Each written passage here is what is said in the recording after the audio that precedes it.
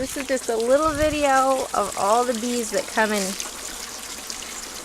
use my aquaponics water. So these beds, the water from the tilapia tank, constantly fills up, and then when it hits the point in the bell siphon, it drains back out. So it leaves just enough water, actually, it's draining right now, so that the bees can drink without drowning.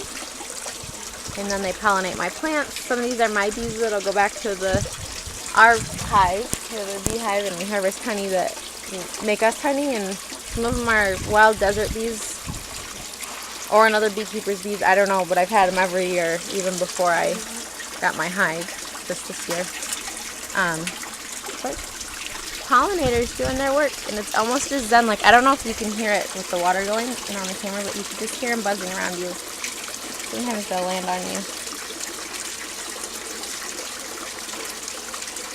But I love them, and I think if any of you out there are afraid of bees, if you could come and meet, well, my bees, and I don't want to call the other bees my bees. I don't know if they're wild or if they're somebody else's, but you can't even tell. There's just seriously thousands of them back here all the time. This is their favorite little spot, and fortunately it's by my garden, so works for both of us. Symbiotic relationship. And they're just so fun to watch. It's fun to watch them by the hive. That one just crawled in there. They're so cool. And then when they're out getting honey, if there's bees flying around you, you have nothing to be afraid of. I've never been stung in all the years I've had bees taking my water, because we're the closest water source to the mountains. That's just all state land for years, ever since I've lived on this property.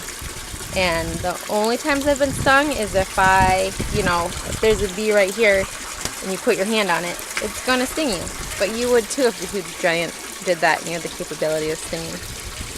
But other than that, they're just happy to fly around. Once in a while they land on you. If they land on you, they don't sting you unless you swish them, squat them, or scare them. But